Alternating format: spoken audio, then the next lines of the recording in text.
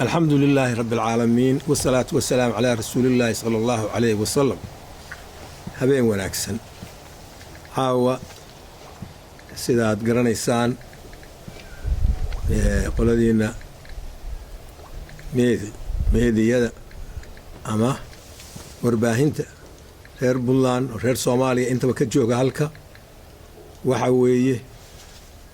12 saac markay dhacdo waxa ka buuxa waqtigii 4 sano oo la doortay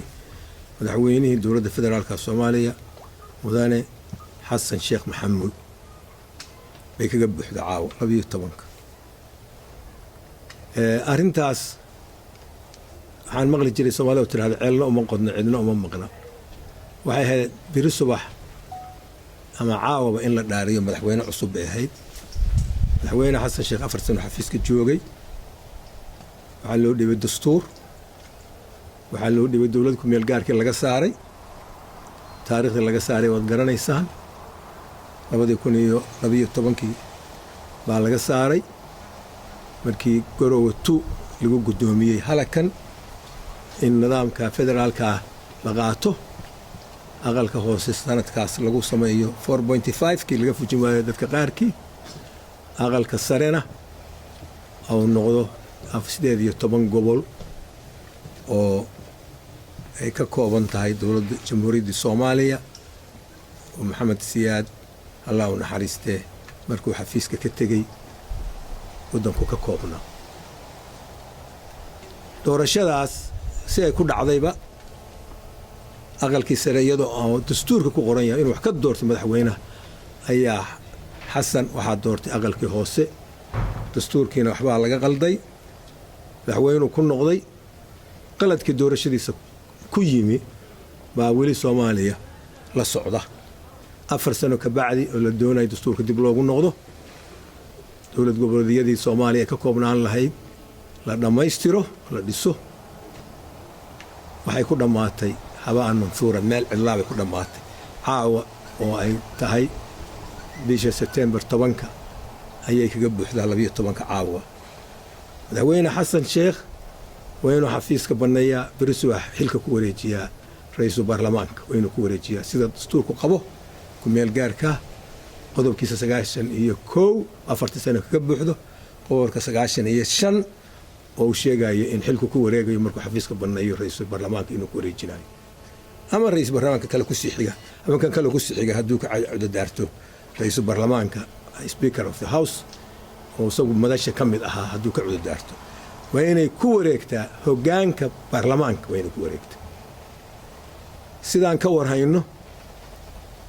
sagaalkii bisha 8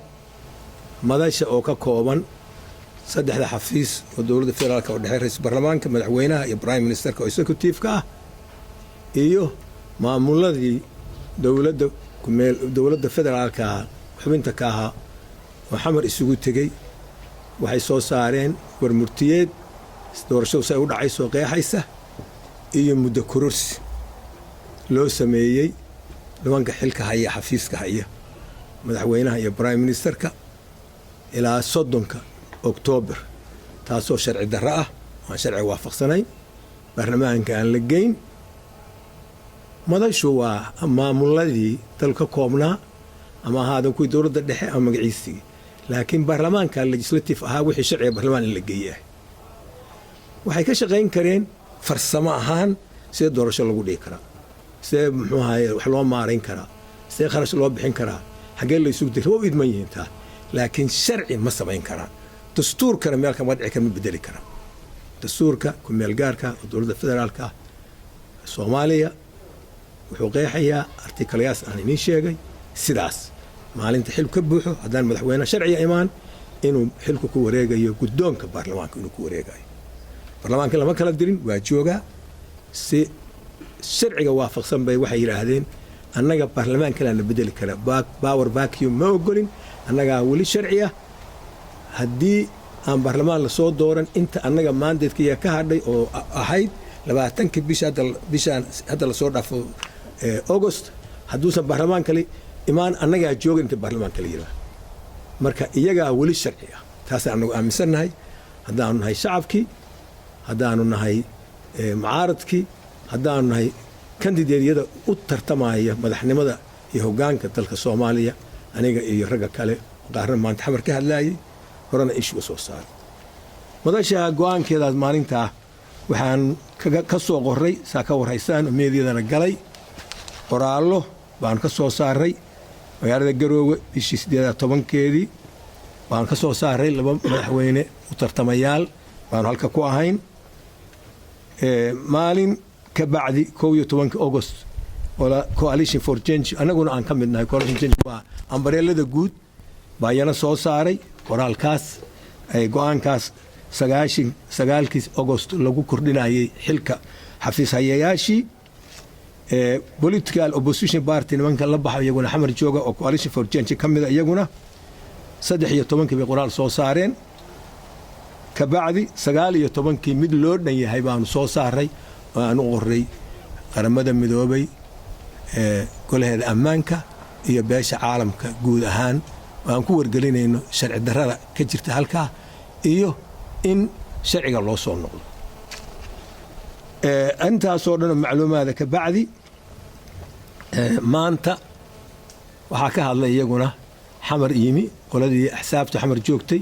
iyo qoladii Nairobi joogtay isku soo darsameen waxay isugu yimaadeen xamar waxay soo saareen oo sheegeen in Xasan Sheekh madaxweynaha dowladda federaalka Soomaaliya xilka caaw kaga buuxo subaxii waxa loogu yeerayaa hadii waagu bariyo madaxweynihii hore ee jamhuuriyadda federaalka Soomaaliya sidoo kale madaxweynihii hore dowladda Puntland oo federaalka ka mid ah saas loogu yeeray isku title baan noqonaynaa nasiibkiis doorashadii dadbanayd oo ay ku dhawaaqeen bisha 9keedii wax talaabo ah oo wali hore loo qaaday ma jiro 9 August imsa laga jooga bil iyo maalin baa laga jooga wax talaabo ah oo shaqo ah oo socota ma jirto anagu ma arkayn doorasho dadban waxaan u arkaynaa kororsimo dadban oo xafiiska lagu sii joogo waana muuqataa haddii xamar hadda waa la joogay maanta delegationkii Puntland madaxweynihii Puntland hogaaminayay marbay soo kici gaareen dabadeedna waxaa la yiri bal waa loo yeerayo dib baa loo ceshay waxa hadda ka soo baxayna weli looma sheegin waa arki doonaa dalka crisis buu ku jiraa constitutional crisis laakiin dowladda Soomaaliya dadka Soomaaliyeed daawal bas 20 sano dowladana waa joogeen maamulana waa u dhisan yihiin inta ay dowlad lagu kalsoon yahay doorasho imaanayso doorasho kororsimo dadban aqbali mayno xilka ninka ha banayo ha u dhiibo guddoonka baarlamaanka ha u dhiibo annaga tashanayna beesha caalamkana waxyaalaha qaarkood oo faraha gelisay oo hadeer wax badan qaldameen ha joojiso oo ah 4.5 oo dastuurka lagu jabiyay iyo heshiisyadii ummadda Soomaaliyeed ay gaadhay 18 February 2012 ha laga joojiso waxayna tarayaan waa uga baahannahay laakiin siyaasiyiin ama diblomaasiyiin iyagu xafiisyada ka yimaadeen u danaynaya iyo iyaga xafiiskooda iyo kariirkooda oo annaga boog intay noo dhayaan hadhow meel cilaan nooga tegaya waxba danteena ma hayaan Soomaaliyada danteeda isu og waxba kala gaari mayaan way tashan karnaa 4 sano oo khasaare ah 4 sano oo NGOism-ka ah aan dawlad iyo institution hay'adaha midna xoog la saarin 4 sano oo biliqa ah oo hantidii ma guursada ahayd oo dawladda Soomaaliyeed oo ay ka dhaxashay isticmaalkii ilaa dawladii iska dameeyay ilaa tii maxamed si ugu dameysay la xaraashay intii badnayd la xaraashay oo caawa wax sharci oo loo maray soo baarlamaankii joogo baarlamaankii oo laga talaabsaday oo functionkiisa oo dhan la tuuray iyagoo wax khilaaf ka jirin ka bacdi markii ay madaxweynaha ku eedeeyeen khiyaano qaran oo la dhaxgalay gacan ka hadal iyo faragelin iyo kala dulaal iyo malaal la dhaxgalay haddana wax u dhismi waayeen nidaam qabaliya aan horay uga afeefanay oo aan wax badan ka hadlay aanu inuu dad kala qaybiyo ma isu keenaya ma jirto nidaam qabaliya waa kii 13 leegada hadda ani xafiiskay ku dhagan ay ka tanasuleen oo Soomaali ka dhaadhiciyeen dowladnimada lagu gaaray dib u noqosho wax hadda laga bixi waay waxa leeyahay aqalka sare reer baa inta helaya kuwa kale inta helaya wareede adduunka waxa lagu dhaqmaa qaynuun sharci islaamiya oo sunnaha iyo quraanka waxa ku yaala la raaco ama xeer dadku degsado oo aan khilaafsanayn iyaga anagu xeer baan qoranay xeer baan degsanay xeer dawladnimo hal lagu dhaqmo wuxuu sheegayaa qodobka 72 ee dastuurka federaalka ku meel gaarka xildhibaanada aqalka sare oo lagama maarmaanka waa 54 aqalkaas waxaa la yiraahdaa the House of the Federation of Galad waa aqalkii baarlamaanka dawladaha ka mid ah xubinta ka dawladda dhexe waa aqalka ilaalinaya ee xuquuqdooda ilaalinaya 54 18 gobol baan ku salayn waagii halkan lagu shiraayay oo hoggaanka la gaaray madaxweynihii ku meel gaarka ah oo dawladda federaalka Soomaaliya waqtigaas Shariif Sheekh Axmed guriga hadda caaw shirka jaraa'id ku qabtay buu deganaa gurigaana ra'iisul wasaaraha deganaa guriga halkaana oo kalena waxa deganaa ra'iisul baarlamaanka saasaa loogu heshiiyey 18 gobol 18 isteedna waa noqon karaa haddii lagu heshiiyo 18 gobol marka la yiraahdo Muqdisho baa ku jidha laakiin haddii la yiraahdo 18 gobol 18 isteed haddii la yiraahdo 8 isteed ama 6 isteed inta isteedyadu yihiin Muqdisho markaa kuma jirto ilo isteed maaha waa sababta aan dastuurka loogu qoray hal qeexo maqaamka caasimadda wadamada federaalka sida Australia kale Canberra America Washington Ottawa Canada anigu aan aqaano nidaam dhismoodkooda dawliga caasimadaha territory baa la yiraahdaa mayor baa xukuma nidaamka federaalka kama mid noqda laakiin dawladaha ugu yaryar oo federaalka ka mid ah xildhibaanada aqalka sare isku inbay leeyihiin waa ku qoran tahay dastuurka madashu waxay ahayd labada mid ay qaadato oo ay dadka ugu faataxayso shaqadan la bilaabo reer baa inta dheer reer baa inta laga dhigo kan lagu daro inflation aan joogsanayn inflation lacageed baanu la ciirsanayn inflation qabiil oo baanu isaguna awal ka soo kabanayno ka soo soconay inflation madax iyagu qabiil isu diriraayo isu haysanayaan nama matlaan noomana maqna mana naga wakiilaha laakiin nasiib waxaan ku leenahay biriba Carafa ummadda Soomaaliyeed halkaan waa wada gaaraya kuwa Carafa taagan hay u soo duceeyeen kuwa Soomaya biri oo Carafa ha duceysteen caawa hal duceysto in Ilaahay naga hor dhaqaajiyo kuwa hadda meesha jooga oo Xasan Sheekh naga hor dhaqaajiyo iyo kuwa raba inay xafiiska wali madaxtooye dib ugu soo noqdaan iyagoo isticmaalaya hanti dawladeed iyo awoodda dawladda iyo amnigii iyo ciidankii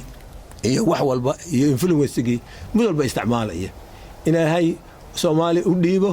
cid ka naxaysa oo waxa ay u baahan yihiin fulin karta oo Ilaahay la kaashata oo nabadgelyo ku soo waarta oo dadka dib heshiisiin u samaysta oo kuwa xataa wax qarxinay wax dilaayo albaab u furta laga soo noqdo oo rajo gelisa in dadkooda dib uga noqon karaan oo aamini karaan haddii kale inta cid ciil qabto waligood kan ciil qaba ayaga ku biiraya dhibaataduna waa sii soconaysaa ummadina waa dhamaatay maanta waxa arkayay qolooyinkii xamar joogay oo ka mid ahaa coalition for change ururkayaga qaybta xamar isugu timi oo wadooyinka xamar kaligood lugaynaya iyagu waa liibaaneenoo hotel bay ku xiraayeen oo exercise bay heleen ba kaligood soconay maanta waa lugaynaya laakiin waxa la yiri gaadiidkii baa loo diiday wadooyinka maray gaadiidku dhawaa maray maalmi ciida lagu jira haweenkii caruurtooda wax u soo gadan lahaa waalidkii odagii shaqo tagi lahaa dadkii isu laalaaban lahaa suuqyadii dadkii ganacsiga ahaa badeecada keenay qofkii jiraan isbitaal la geyn lahaa meel la maro male waxa la magaalooyinka waa la xiro mise xiraani magaalada maxay tahay hadii magaalada saa loo xiray hadda maxaa shirka loogu qabanaya hadday basaas tahay ma joogtaa qiimaha ma ku kacaysa ma joogtaa in dadkii Soomaaliyeed lagu ciqaabo magaalada xamar sida loogu ciqaabo in shir igad lagu qabto ma meel kale lagu qabto dawlad goboleedyada mid ha lagu qabto oo mid kale lagu qabto waxaan u maleeyahay magaalahan waxa ugu yar cadaadaha lagu qabto ammaanka waa la sugi karaa wadooyina la xiri maayo ha lagu qabto degal garow halkii degal Kismaayo halkii degal Baydhabo aeroboortka madaxweynuhu joogaa baa aeroboortka Baydhabo ha lagu qabto hadii kale xalanaha lagu qabto dadka diyaarad bay ka soo degayaan dadka yaan la cadaabin marka cuqubadaas dadka loo geystay oo imaamihii Ilaahay barakeeyay kamid ah waxa moodeen meel yar ku dhacaya waxaas waa soo baxaya waana ku dhacayaan wixii dhigaysatay annaga Ilaahay waxaan ka rajaynaynaa inuu san soo gaarsiin intii waxa geysatay kaliya ku koobo marka waxaan caawa u soo jeedinayaa ummadda Soomaaliyeed meel kastaba ha joogeene tan waa galbatay midda soo socota ka fikira waxaana asaas u ah xildhibaanada aad soo dooranaysaan cid inay masli ka dhahato oo masiirka Soomaaliya ka saari karna oo kuwii markii 60kii xorriyadda la qaadanayay baarlamaankii ku jiray oo kale halal isaga jiro ha ahaadeen dad maartay looga gamci karo masiirkiina uga gamci kadhaan uga seexan kadhaan oo inay masri kara oo inay dooran kadha cid inay masri kadha inay xuli kadha doorta maanta jaanisaysan waa odayaasha haddii kale sida arki jiray oday walba inta lala hadlo hebel ii soo saar ama qabiil buntiris ah intuu galo mid aan waxaarahaba loo dirsan karin inuu soo xirayo hageeyeen meesha idinkaana inuu ku soo noqonaysaa marka cirudameed xumadu idinka iyo caruurtiina iyo mustaqbalkiina Soomaaliya waxay noqon doontaa ilaahay naguma keene mid loo haro waxaan maqli jiray Soomaaliya ku ducaysada ilaaha noo harin ilaahu Soomaali nasr u soo ilaahu dhibaatada ka saar ilaahu farqiga u fur ilaahu maalmihii barakaysnaa baan ku jiraaye naga aqbal ilaahu wixii aan dib mooyee aan faa'iido noo hayn naga horleex ilaahu naga horleex ليه سو شرحيا waxay qabteen majid 4 sano waana mahadsantiin assalaamu calaykum wa rahmatullaahi dhamaantiin idin Soomaaliya dhageysanaya bismillaahir rahmaanir rahiim